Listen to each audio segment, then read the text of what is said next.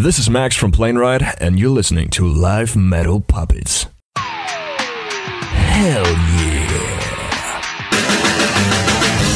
Oh, baby, I love you. I'm gonna put some butter on your ass and you're in trouble, boy. Excuse me while I whip this out. On today's show, we revisit Pamela Anderson's giant clam in her porn with her husband. Jay finds out where the bull stick is the hard way. This week's metal band, Freedom Hawk, tickles our eardrums, and much, much more on this week's Live Metal Puppets. Make me laugh, say something funny. Dance, boy. Yeah, it is starting to look like a piece of broccoli. You tiny penis bastard. Test 1, 2, test.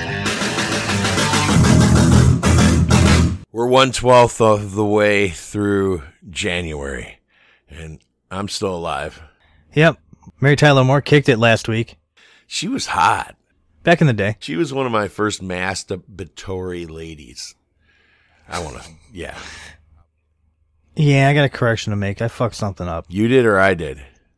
I did. Okay. I did. When we were talking about where Max was at in Germany in reference to England. Right. East and West. Yeah. No, I was wrong. England's more west of Germany. Germany's more inland. That's good because we had so many new people from Germany subscribe last week, and a few of them even went to listen to Bobo the Idiot Boy talk. Some of them showed up on Facebook, and I know some of them, anybody a little bit younger than us, like anybody 26 and down, so not on Facebook, unless they got a kid and they're posting pictures. That's when you get on Facebook. But we do appreciate everybody who stopped by. And here's the neat thing. The way I figure it, if you're using iTunes, if you subscribe to us, you're not downloading the episode. You could just stream the episode and just get an alarm when the episode is there.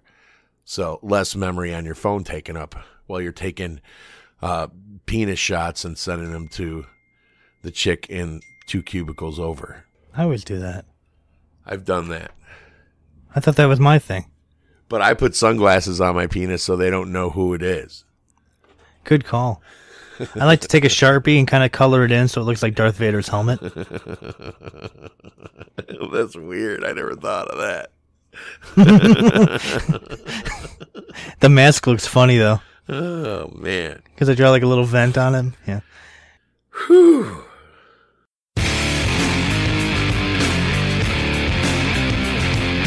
Feels weird doing this sober.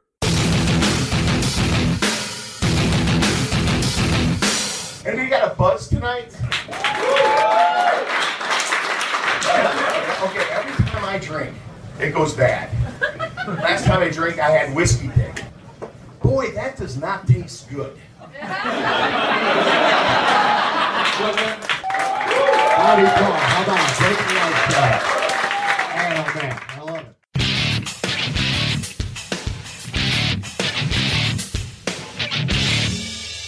I don't know if you heard that. The wind is hardcore out here in Chicago. I heard something hit. Yeah, what I did is I took a bunch of camouflage tarps and I turned them into walls around my front covered porch. You're hiding in the treehouse? Just so wind doesn't get me, and when we get the 4 feet of snow, I don't get blocked in. Hey, did you know that I can camouflage, slide down the stairs. Wind doesn't care if you're camouflaged. It will still hit you.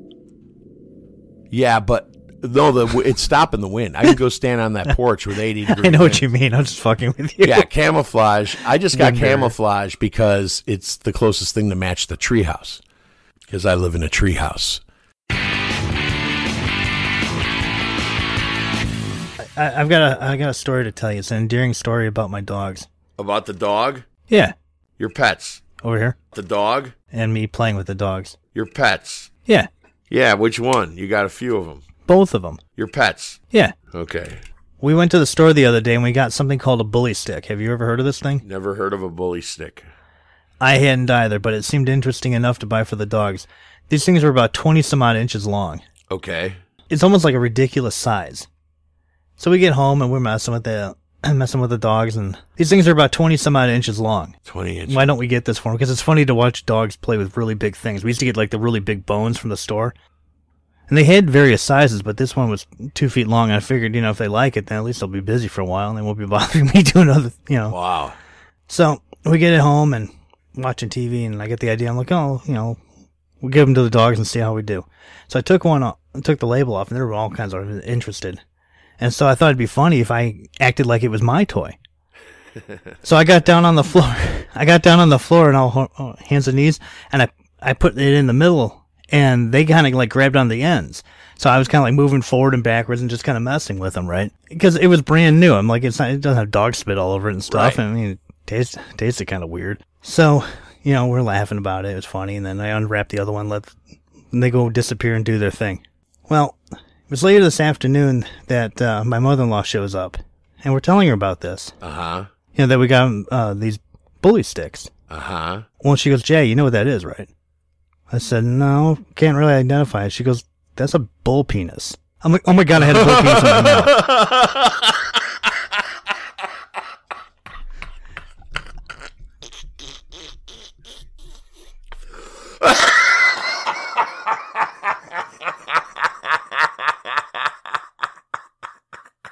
I couldn't wait to brush my teeth. I ran to the bathroom. I was like, oh my God.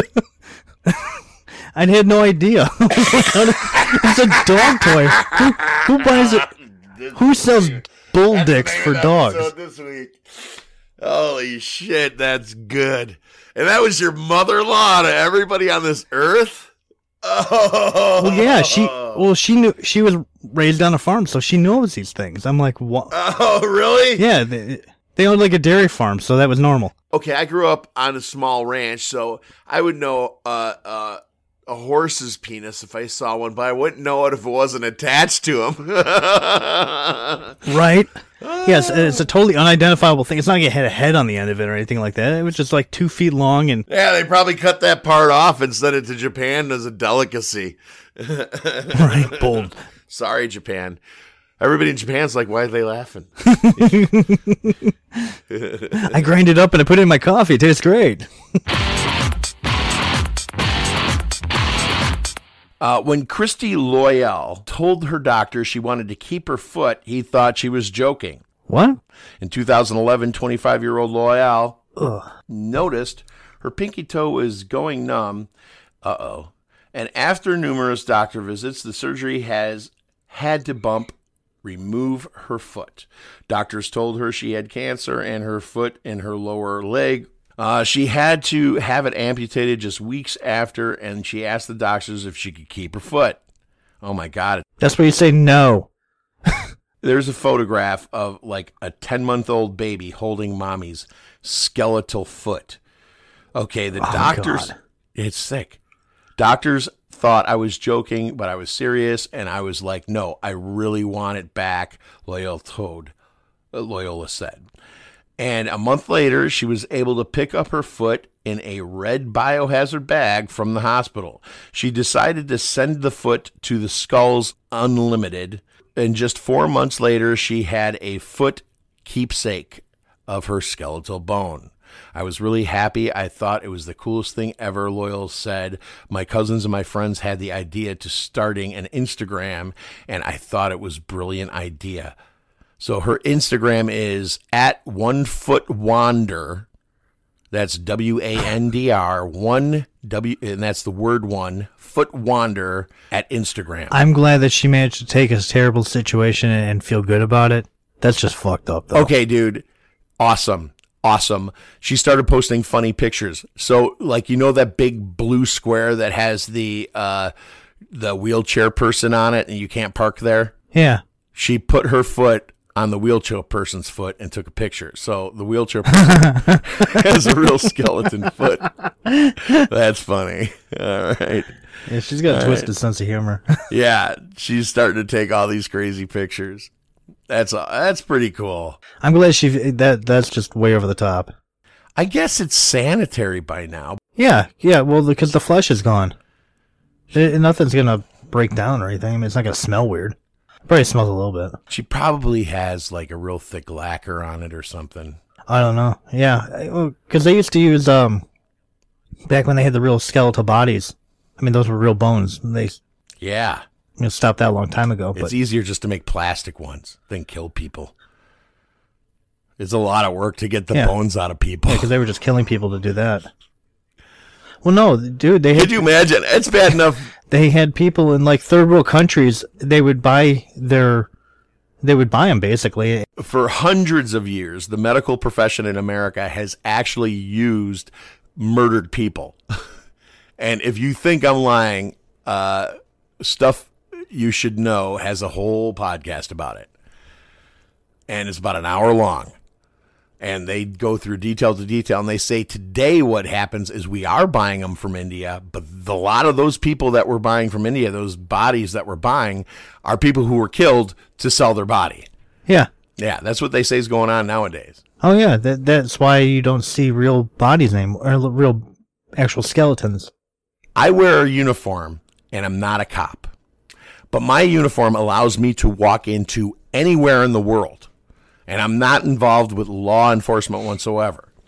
One of the places I can walk into is a giant room that looks like Star Trek Enterprise, except for it has 60 to 80 tables in it. And often when I walk in there, there are legs from like mid-thigh down, or arms from mid-top arm down. And these doctors are just performing surgeries on all these dead limbs. And I asked the guy there, how do you do this? And he said, it's no big deal. You get used to it. I'm like, I never want to get used to that. Ever. No. That's not something you get used to. No.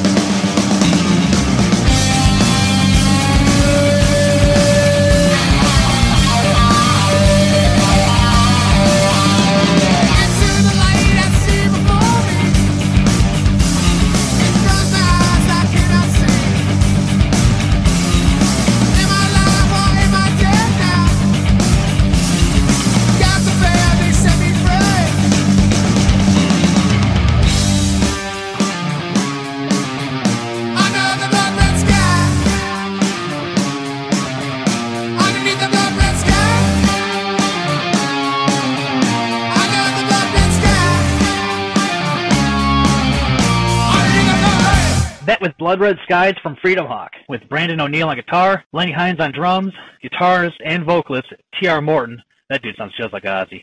And wheeling the bass is Mark Cave, who is here with us today on Live Metal Puppets. Mark, how's it going today? It's going killer. Cool. You're doing the final prep before your big tour. Yeah, man. Sorry to interrupt the quality time with the puppy.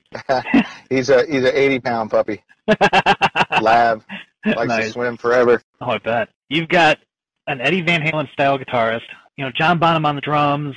I appreciate that. Yeah, we never really tried to do that. We just, I mean, when we first started off, we were straight stoner rock, you know, totally in the Caius and, of course, Sabbath, and a lot of the older bands like Judas Priest and, I mean, you know, the list goes on. And then we were definitely played with some cool bands like Graveyard and some other bands that influenced us to also throw in and that kind of Thin Lizzy kind of vibe. So yeah, we're not really trying. We just play what we play. Yeah, but there's anybody's influenced by music, or you're just not listening to music. It's very organic the way it comes together, and it's got a great vibe to it.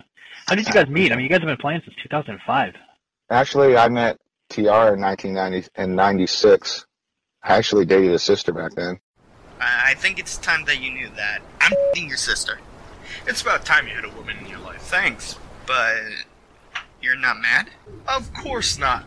Why would I be mad that my best friend is my sister? I don't know. It just seems like a normal stereotype when a friend dates another sister. Don't be ridiculous. And then after that, he went to Florida, came back, and then we got together, and it was about 98, I think.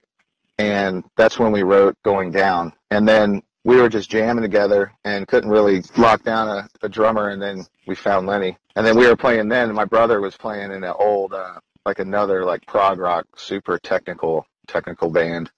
And he would come over to where we were jamming. At that time, we were jamming in TR's garage, and he was like, man, I just want to play like this, just like some simple, groovy stuff. And so he started playing with us. And then our first gig right after that was this old blues place from back in the 50s, 60s, and Year Long Disaster played with Daniel Davies and the guys from Karma to Burn and Throttle Rod. So that was our official first show as Freedom Hawk. Oh, cool. Yeah, you guys are doing something kind of interesting now. Yeah, you guys kind of have an interesting thing going on right now. You're re-releasing your album through Ripple Music after you got signed with these guys, and they've encouraged you to go back on tour with the original album, but with today's standards. That's just a cool idea. We put that album out, and, well, we self-released it in 2008. That actually album was written after our self-titled album that we ended up releasing after Sunlight with Meteor City. At the time, Meteor City wanted it, and we just weren't into it at the time. And it's just sat there just digitally on our Bandcamp site. And, you know, we put out a new album, Into Your Mind, in 2015. But we've been talking to Todd before that, and just, they're great people over at Ripple. And, you know, kept the conversation going, and then it actually turned into reality that they were interested in remastering it and getting it out there on vinyl and really making it a proper release from a proper label. So we're excited about that. And we get to play songs that we forgot how to play in some cases. It's a long time. Yeah, I mean, some songs for sure. And what we try to do is pair up songs that kind of feel like the other ones, or kind of go with the set, basically. It's all about the set. We have a whole mixture of songs from all of our albums in our set. It's all about making a set like one big song. That's smart, man. I know it's your tour marketing shows that you're coming right through here. Yeah, we played there before, and Texas is like the rock and roll state, seems like. I mean, it's great rock. It's one of the best in the country for sure. Last time we were there, it was fantastic. So. Yeah, you guys are no stranger to touring on the road. I mean, you've gone to Europe. You've definitely spent some time bouncing around the States. What was the weirdest thing that ever happened at a show? Probably would have to be in Cleveland, when we had some dudes that drove all the way to Virginia and picked us up, and we played some dates on the way there just so we could play their festival. And it was in like this big hall and whatnot, but it was it was just crazy. I mean, we drank so much Fireball, and they ended up recording on the board, and it's just like we're playing Indian Summer, and we're just like so wasted. And totally, that song is all about being right on the, you know, harmonizing and stuff, and the octave. And when it's not, it just sounds like shit. And it was, let's talk about your album Sunlight. I mean, like I said, you're re-releasing it again under Ripple Music, and looks like you've got a pretty good setup here. Where can fans go to buy CDs and T-shirts and all your good stuff? freedomhawk.net. When we get back from tour, we're going to be putting up some goods that people haven't seen. We'll be doing that on Bandcamp or maybe Facebook store, but we'll let people know. Okay. But you can always go to our website, freedomhawk.net, and that's the official spot. Right on. Do you guys have a Facebook page as well? Yeah, Freedom Hawk Music. Do you have anybody you'd like to thank? Yeah, I'd like to thank everybody that has spent their hard-earned money to come see us. Same time, we like to thank our families and also a lot of names that I can name, but if I do, then I'll leave someone out, and then they'll be pissed at me. So I just want to thank everybody that has fucking got us here. Smart man. Our friends, the fuckers that definitely believed. And in fact, our tour driver for this tour is coming in from Belgium. He drove our last 2 tours, so he's flying in and meeting us in Nashville. So that's fucking killer. Talk about a lifer. No doubt, that's right? Cool. Yeah. Yeah. When you told me you're playing Nashville on the 3rd and Fort Worth on the 4th, I'm like, somebody's got to be driving this shit because these guys are gonna be asleep, man. Yeah, he's stoked. He drives in Europe, so right on. He gets to see the U.S. Thank you too, Jay, and thanks Ripple, thanks Smallstone, thank a lot of basically there are a lot of bands too that we played with that have helped us out too. So we thank them too. Right on, man. Well, I really want to thank you for taking time out of your schedule. I know that you're literally packing bags and getting ready to go out on the road. And shit, we're rehearsing, trying to learn some music. You got to polish it up before you leave, huh? Well, we got a tendency to try and play some new stuff that's not out yet to kind of road test it, like we did with online. You can see a video in Austin of us of Blood Red Sky.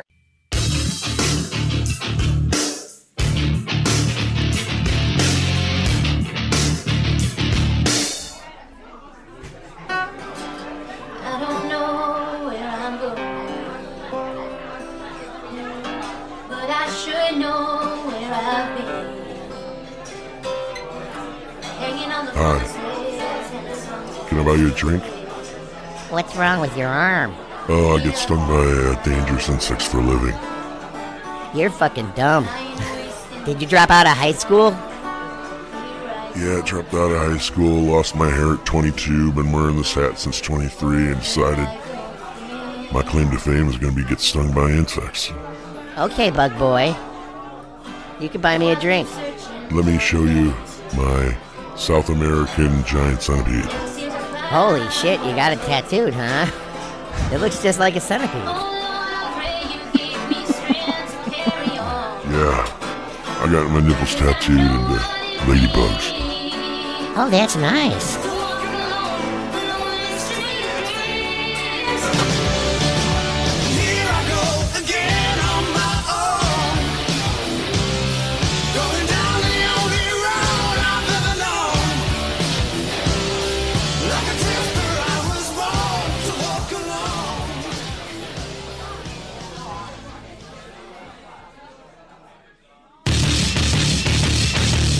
That was a fun night, but you know who wasn't? You know who was not in attendance? Who? Tommy Lee. Oh yeah, and Tommy Lee is the show went on just fine. It did. Yeah. The show went on just fine without Tommy Lee. Now, I saw Motley Crue years later with Tommy Lee, and the show went on just fine too. But they had to put a little portion of him doing some acrobatic thing, and it was cool, but not necessary. Right. I mean, not to take anything away from Tommy. He's a great drummer, very, very talented man. Inside the band, Nicky is the most popular, but in the world that we live in, Tommy is the most well-known. Yeah. Not so much for drumming, but driving a boat with his penis. That helped. You know, when it looks like what do they say, a baby's arm holding an apple? That helps. He could drive a boat with his penis? I can't do that. And then when I saw the snatch on Pamela Anderson, I was like, wait a minute. Oh, she's from that planet that I was talking about 5 minutes ago, the planet of women with giant vaginas. That was the biggest vagina I ever saw in my life. And she's so tiny. It's bad to have a big vagina. It's bad to have a big vagina. And it's bad to have a small pee-pee. You know what? No, it's an vagina. It's the next letter down because it's so big. It's not a vagina anymore. It's a vagina. That was a big vagina. If you're too young to know that there was a porn, and you don't even know who Pamela Anderson is because she looks like Betty White now. Yeah, right. She does. Yeah, she's had a boob reduction a couple times over since that time. Yeah, she's got an A cup now. Whatever. She's irrelevant. Not that she wasn't the most beautiful woman in the world, but when she was extremely attractive, be the most beautiful woman in the world, you're going to lose your job at some point. Eventually. Yeah. And Tom Lee's going to end up with the next prettiest girl in the world, no matter how old he gets. Because he could drive a boat with his penis. It doesn't matter if she's 21. And no matter what your talent in the world is, if you can drive a boat with a penis, yeah, you're set for life.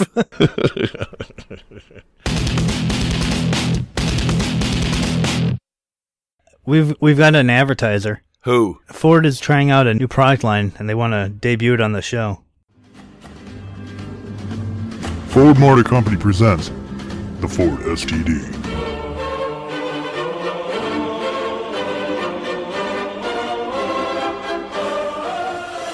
Who wants a free STD?